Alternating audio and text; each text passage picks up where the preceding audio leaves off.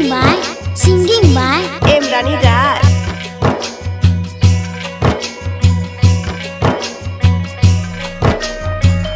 उगियो जल्दी भोग लगाबू चतुर्थी के चांदियो। उगियो जल्दी भोग लगाबू चतुर्थी के चांदियो। चौरचन पर्व मिथिला के छियै महानियो।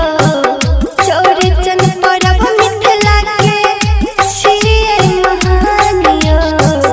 उगियो जल्दी भोग लगाबू चतुर्थी के चांदियो। उगियो जल्दी भोग लगाबू चतुर्थी के चांदियो। घर घर करय पूजन दुनिया जहानियो। घर घर करय पूजन दुनिया जहानियो। उगियो जल्दी भोग लगाबू चतुर्थी के चांदियो।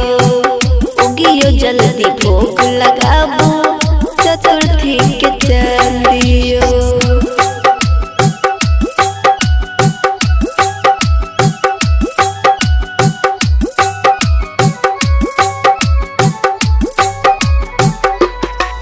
उगियो जल्दी भोग लगाबू चतुर्थी के चांदियो। उगियो जल्दी भोग लगाबू चतुर्थी के चांदियो। निर्जल उपास रहलो अंगना के निपुलो।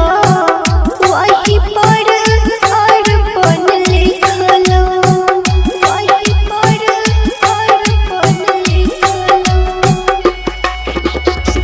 निर्जल उपास रहलो अंगना के निपुलो। वही पर अर्पण लिखलो। विधि अनुसार जुटेलो सारा समानियो। विधि अनुसार जुटेलो सारा समानियो। उगियो जल्दी भोग लगाबू चतुर्थी के चांदियो।